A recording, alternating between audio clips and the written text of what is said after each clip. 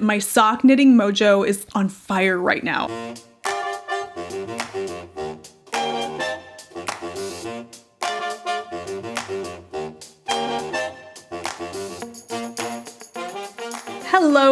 Hello, and welcome to the Wool Needles Hands Knitting Podcast. My name is Tayler, and this is a podcast primarily about knitting, though I do get up to other fiber-related topics from time to time. I'm coming to you from Henderson, Nevada, which is a small suburb outside of Las Vegas, Nevada, in the southwest United States. This is where I'm from and where I live with my husband Brandon, our 3-year-old son Ronan, our 6-year-old son Angus, and our big fat house cat turned outdoor cat Oscar. I'm also the owner and dyer of Fiber for the People yarn, and you can find me over on Instagram at fiber.for.the.people. That is the online social media hub for all things Fiber for the People, but if you would like to learn even more, you can head over to fiberforthepeople.com, which is the online website. Quick notes about Fiber for the People can be found down in the description box, along with the next shop update, which is Saturday, March 20th at 4 p.m. Pacific Standard Time. If you do head over to the website, don't forget to sign up for the newsletter so you can stay in the loop every time I have a shop update and anytime there's any big news related to Fiber for the People yarn. If you'd like to get in touch with me directly, you can do so by using the email contact@fiberforthepeople.com. And you can also find me on Ravelry as Tayler Earl. This is episode 46 of the podcast, and I am so happy that you took some time out of your day today to spend it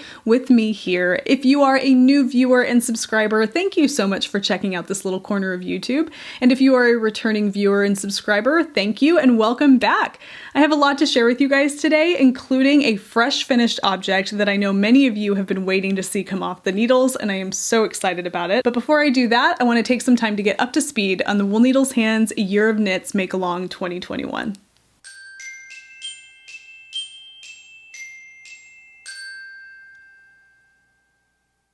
We have a Ravelry group associated with the podcast, and you can find that by heading over to Ravelry, going up to the groups tab and typing in Wool Needles Hands, a knitting podcast. There you can find the make-along that we have going on. It is a year-long make-along called the Wool Needles Hands Year of Knits Make-Along 2021. And pretty much what it is making things, creating things that fall under the umbrella of the fiber arts. There's a long list of categories that is still growing. If you have any suggestions, you can provide them over there and we can add them to the list, but lots of things that are available for us category-wise to create throughout the year. Works in progress are completely acceptable. Double dipping in other make-alongs is also fantastic. We just would like to have you join and participate in the camaraderie that we're building around this knit-along. Occasionally throughout the year, I will be selecting random winners to win prizes. I did select one in the last episode of the podcast and have yet to hear from that person. So if you are participating in the make-along and you have yet to watch episode 45 of the podcast, head over and watch it as soon as you finish watching this episode to see if you may have been the one that I selected in that episode. But in the meantime, let's go ahead and take a look at some of the things that are being submitted in the finished object thread over on the Ravelry group right now, because you guys, you have really bumped up the activity over there and I have seen a lot of new submissions and I'm super excited to share them with you here. So without further ado, let's see what you guys have been up to.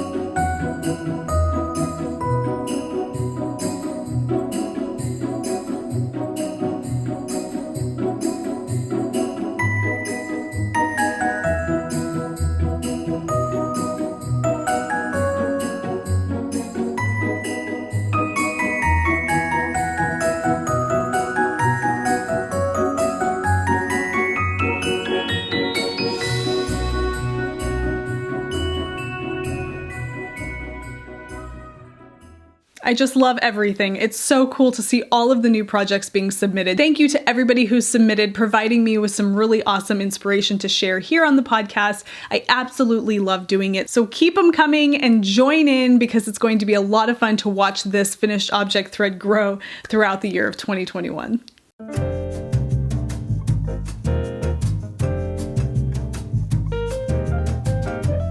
I hope you guys have something cozy to drink. I am sipping on coffee today. It's been a reasonably hectic day, and it's just one of those days where you need that afternoon pick-me-up. And so that's what's going on in my mug right now, is a nice warm, at this point, I suppose, cup of coffee, and it completely hits the spot. I'm drinking this out of a new mug. If you are watching the voiceover vlogs right now, first of all, thank you. I'm loving all of the enthusiasm surrounding that new series. I absolutely love making them, so I love that you guys love watching them. But if you did watch the most recent one, you may have seen this mug pop up. I just received this. It is by a company called United by Blue. And they're a larger company, but they are a sustainability focused company. For every purchase, they remove 25 pounds of plastic from the sea. Just very eco-centric, sustainability-focused company. You can read more about them. I'll link down to it below. But I love everything I've read about their company and the things that they stand for. And so I thought I would purchase a mug because y'all know how much I love my coffee mugs. And this one's really, really cute. Okay, I'm going to set this down because you guys, I have another pair of socks that I want to share with you for the slippers segment, or the slippers section of this segment. Now, I know when I set out to create this segment of the podcast, I called it slippers and sippers, but I feel like socks totally count for that. So you might see slippers, you might see socks. I have a feeling you're going to be seeing a lot of socks like filtering into this segment of the podcast because my sock mojo is out of control right now. So let's go ahead and talk about the socks that I am wearing right now. So these are just a pair of vanilla socks, and I casted onto these a long time ago, before my youngest was born. So that would be just about 3 years ago. And I don't know why I didn't finish them, because I found them in one of my project bags, just sitting there, half finished. One whole sock was completely finished, and the other one was like past the heel. So the heel had already been turned and it was just sitting there. I don't know what would have compelled me or not compelled me to finish them, but it was just sitting there, you know, languishing away. And I decided that I needed to just get them off the needles and be done with it because they were super pretty. The yarn is really pretty. And why not have another pair of knit socks instead of just sitting around sleeping in a project bag somewhere? So that is what these are. I'm actually going to keep that there. This is a kind of a misfit skein of a colorway that I have in the shop. So this, now again, this is about 3 years old. It is a misfit version of the colorway Lights Through the Trees. This particular skein ended up coming out really muted, and I can't remember exactly what might have caused that, but that's what is going on here. And then the color up here was a Lucky Strike colorway, and it's on my gilded, I called it gilded at the time. It was a gold stellina base. I do not carry this, nor will I carry this base in the future. I don't know.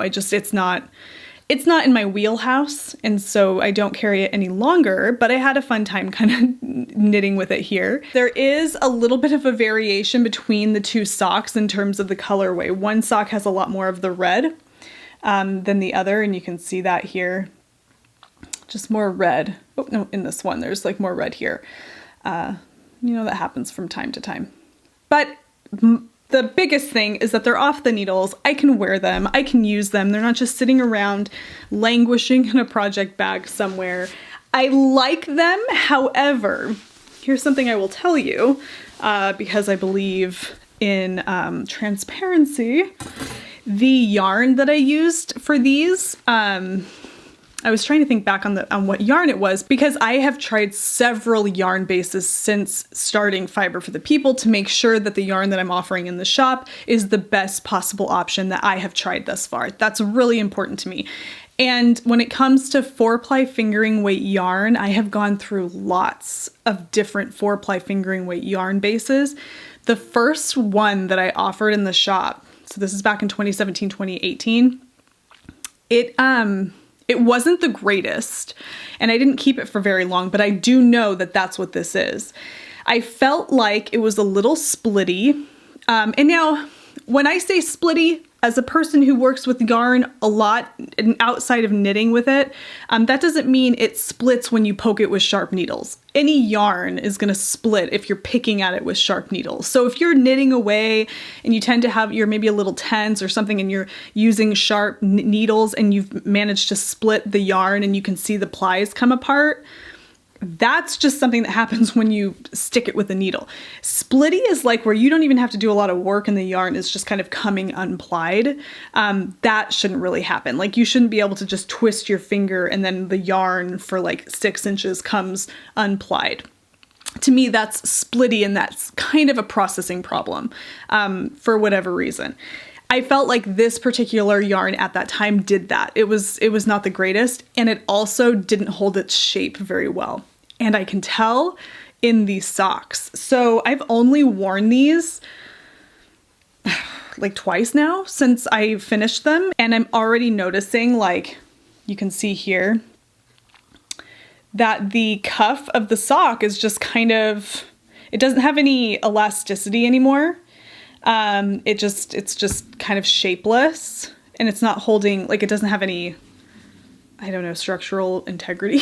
Who knows? So they're comfy. I like them. They're cozy, but I remember, and it was like, as soon as I blocked these and then put them on my feet, I was like, oh, I remember this yarn. It just doesn't seem to hold its shape. So just some of the things that I notice about yarns. Otherwise, it's great. I love them. They completely serve their purpose, and they make my feet nice and cozy. So not really complaining, but just things that I notice and I like to keep in mind.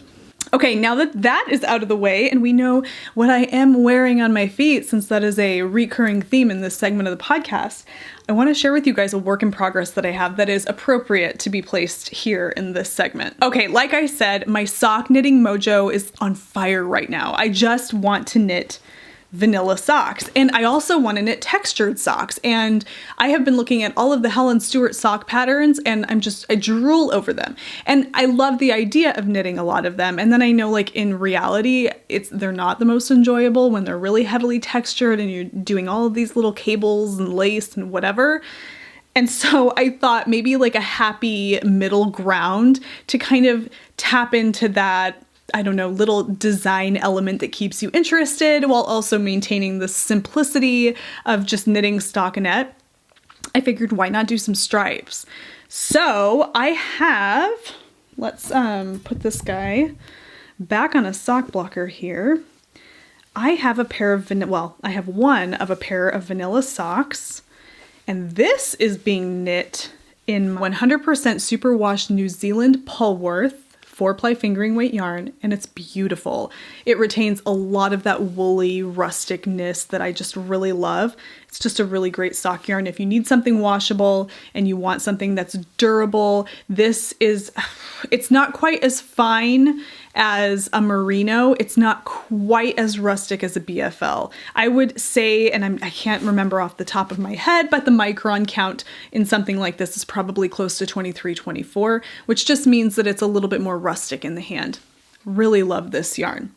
Okay, so I was inspired to do these stripes. I was definitely interested in doing another pair of vanilla socks, but I really was inspired by a recent pattern. I don't know if it's recent, but it's a pattern I just recently saw by Petite Knit called the Everyday Socks. So it's essentially, this pattern by Petite Knit is like a vanilla sock. So if you want like a pattern to follow, I would definitely check this out. It's a very basic vanilla sock pattern, and it has a really cute stripy, there's an option for really cute stripes, and I don't even know if she provides the striping. I think it's like more choose your own adventure kind of a thing, but there's a photo on the pattern and it shows just this like stripe pattern that she decided to do in her socks that was super cute, and it was very similar to this. So I kind of improvised this as I went, and I used my own personal vanilla sock recipe, which I share on the most recent episode of the voiceover vlog. But otherwise, I was inspired by Petite Knit's stripes in her socks. So I'll direct you to that pattern if you would like a pattern to follow. So that's kind of what I did here, is I just pulled some scraps that I had, some different yarn bits, and I decided to do some stripy vanilla socks, and I really, really love these. Oh, I hear my little one outside. Okay, I'm gonna try explaining my sock again. We had a little snafu outside the door here with my little ones. They're headed outside to play right now, but not without drama. Okay, so back to the socks. These are knit using a few different colorways, clearly. This colorway here is a prototype version of a solid that I have in the shop right now called Amphora. However, this particular version's a little bit more gold, and I would really like to figure out how to get back to that. So I think I'll probably be reformulating that colorway soon. This colorway here is called Jasper. It's one of my variegated colorways. You can find it in the colorway gallery. It's beautiful. And actually, I have never really seen Jasper knit in person like this. I've seen lots of customer images of their work using the colorway Jasper, but I haven't actually ever worked with it before, and I think it's beautiful. I love the way that, and I know this is a very thin stripe, but I just really love the way that the colorway kind of evolves as you work with it row after row. It's really pretty. And then this green that you see here, at the time when I dyed this, it was a Lucky Strike colorway, and you can learn more about Lucky Strike colorways by visiting the link that I put down in the description box. There's information about what that is in my shop, and you might find it interesting. But this was a Lucky Strike colorway at the time. However, after posting these on Instagram, I received a lot of requests for that colorway, asking what it was called, where they could find it, and I didn't really have any answers because it was a Lucky Strike, which is essentially a one-of-a-kind, but I did think that I could try my hand at coming up with a recipe for this color, and I did, and I think it came out really well. So first, I'm going to show you the cake of yarn of that particular colorway, which is living in my project bag. This is a new project bag that I purchased from the Prickly Owl company. She designs such beautiful project bags with these really cute tassel pulls, like zipper pulls here. I love it. And look at this beautiful fabric. It's so pretty. So this is from the Prickly Owl, and I will link to this shop down below in the description box.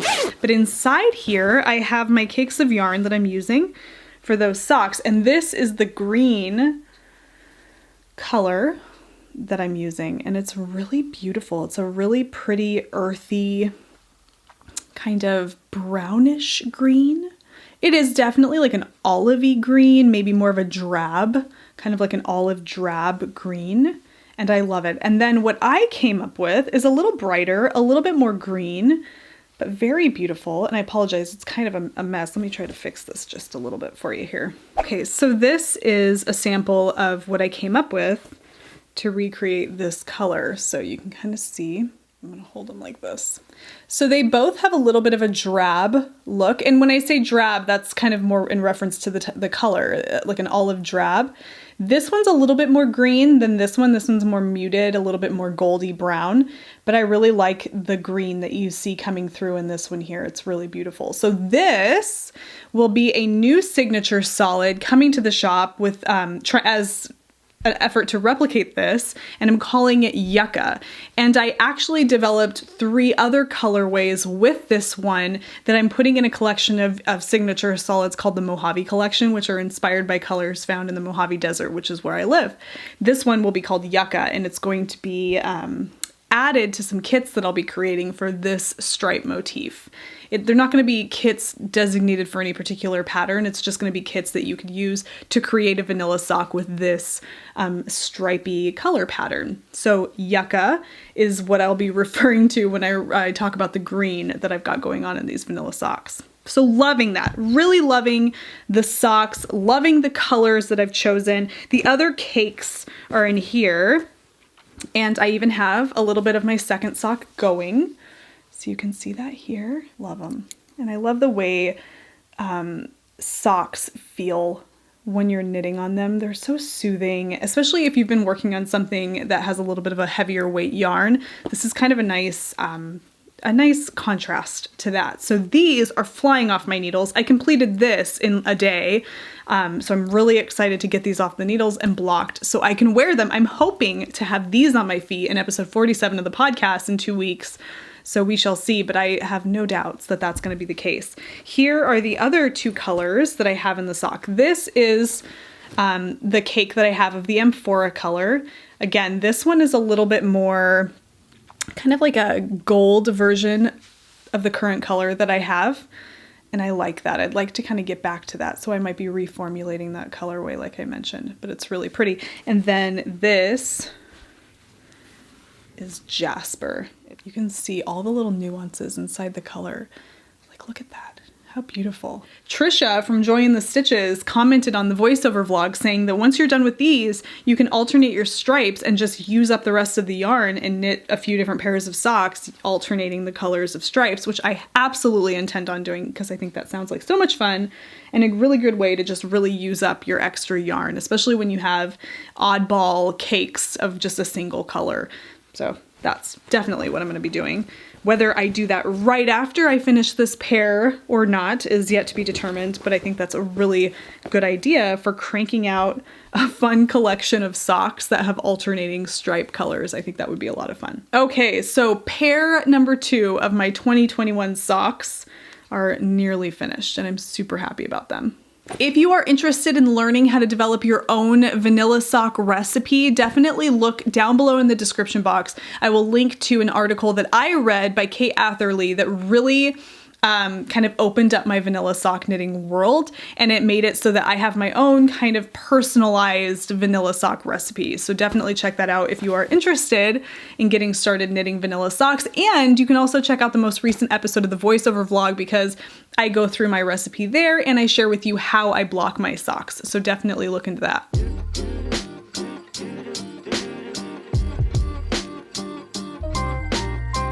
So other than my vanilla socks that I just shared with you guys, I don't have any other works in progress that I'm going to be actively sharing with you today, but I do have my habitation throw, which is back here on the couch. And I decided that because I haven't really done a lot on that, I haven't made a ton of progress because I've kind of been busy knitting socks and finishing something, I figure I'm just gonna leave it and let it be a passive share right back here on the sofa for a little while until I make a good amount of progress on it. So that is just sitting right back here. It's the Habitation Throw by Curious Handmade, which is Helen Stewart.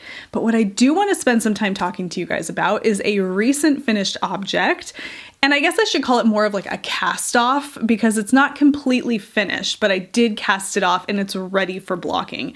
And that is my tulip jumper by Melody Hoffman. It is finished, you guys. I'm so excited. This flew off my needles. I enjoyed every stitch of this, and I'm really excited to share it with you. Okay, so my plans in terms of sharing the blocked version of this will be to share it in the voiceover vlog. So definitely keep you posted for those. I post a new voiceover vlog every Wednesday, and this is going to be popping up in the next voiceover vlog coming this Wednesday. So keep an eye out for that.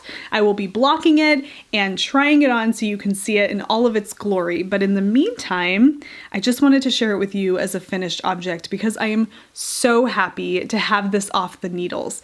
This is, like I said, a design by Melody Hoffman of Mandarines. She has a beautiful YouTube channel and a really beautiful Instagram feed, and her designs are just lovely. They're inspired by nature, and she uses really lovely rustic yarns that might be new to you, and you might be very inspired to give them a try, which is what I did here. This is actually not the yarn that she requires in the pattern.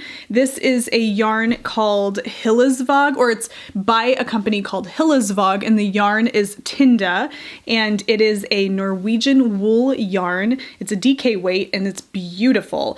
I actually have, I don't know why I didn't bring any of the cakes with me. I'm gonna hop up and grab those, but I have a couple other skeins of Tinda in my stash in different colors, and I wanna show that to you because it's just a really beautiful yarn, and if you're not familiar with it, it'd be nice to kind of see the skein of yarn, and I can look at the label and give you a little bit more information about the yarn. So let me go grab a cake of the color that I used for the sweater and the other skeins that I have by Tinda or by Hillesvåg. I will be right back. Okay, we are back. So when I knit this, I didn't just use the Hillesvåg, I also used Fiber for the People, which is in the Kid Mohair Silk base on this really beautiful color that I will be replicating for the shop, and I have not done that yet.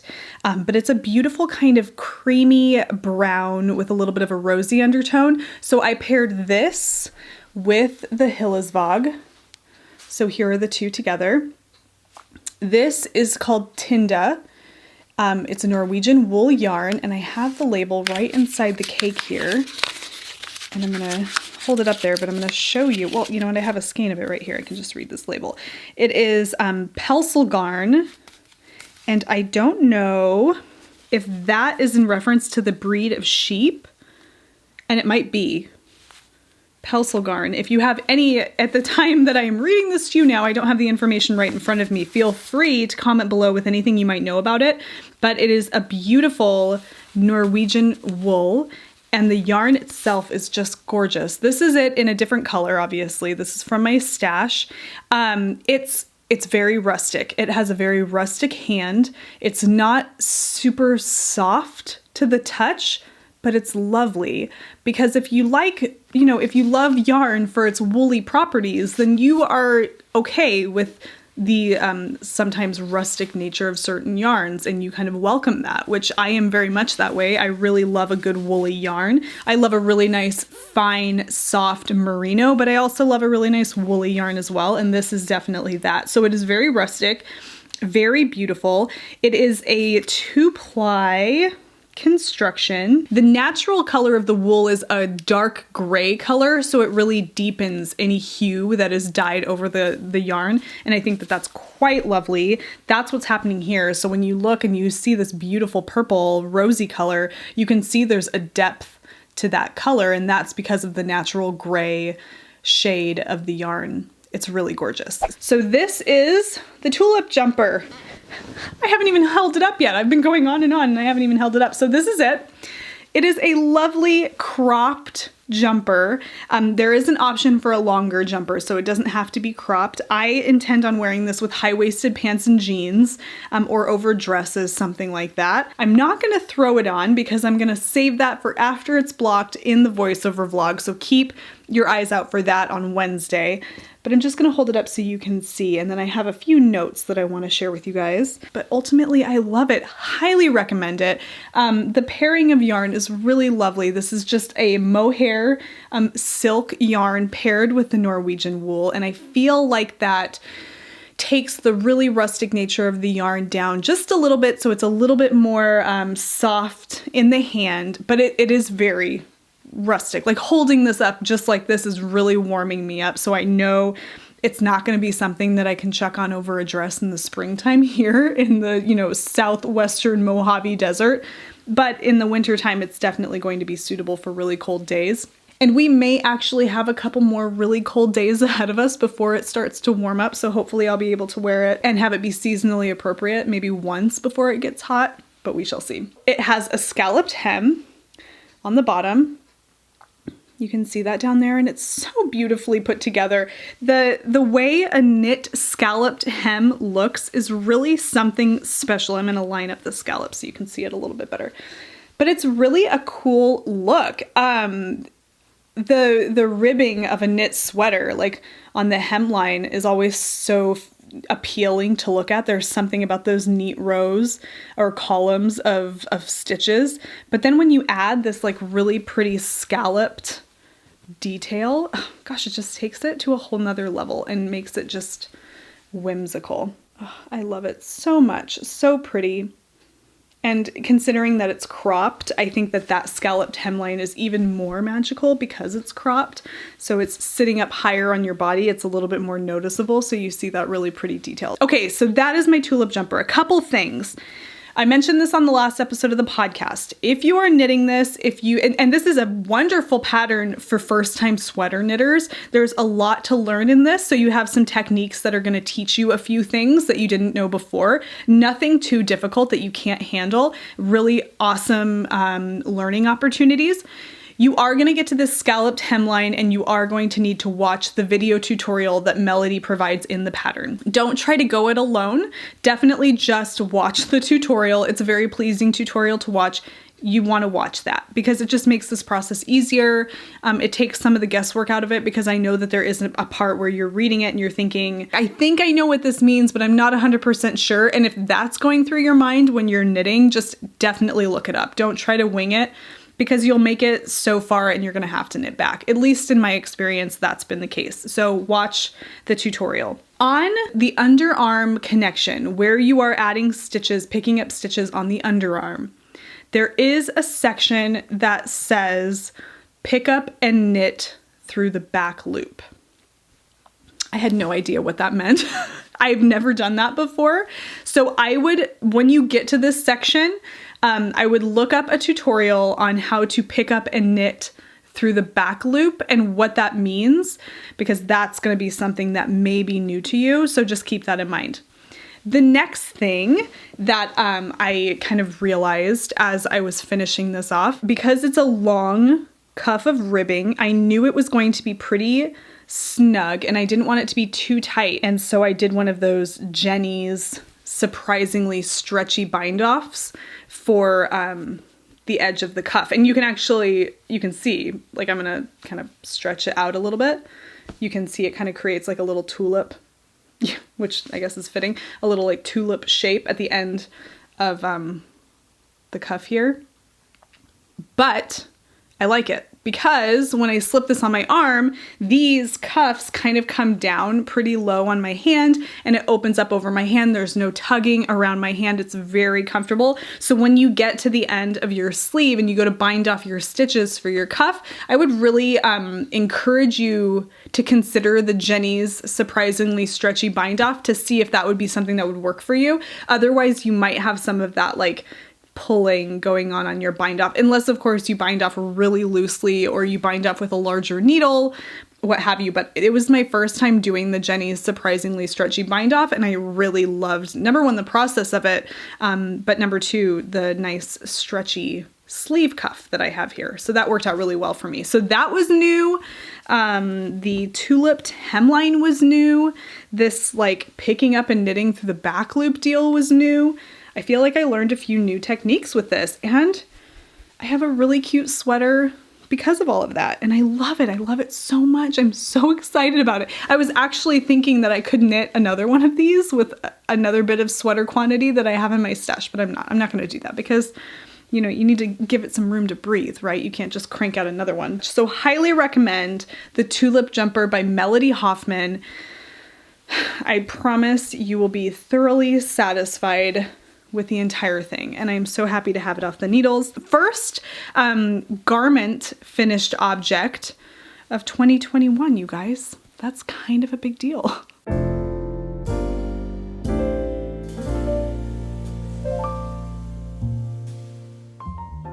All right, you guys, that is all the time I have for today. I am so thankful that you came and spent some time with me while I chatted with you about my projects. I'm looking forward to seeing what kinds of finished objects pop into the Wool Needles Hands Year of Knits Make Along 2021, so definitely don't forget to do that. And I'm also excited to share with you guys my tulip jumper all blocked and ready to go on Wednesday's episode of the voiceover vlog, so keep posted for that. Until I see you guys in 2 weeks for episode 47, be well, take care, happy knitting, happy whatever it is that you're doing, and I will see you soon. Bye!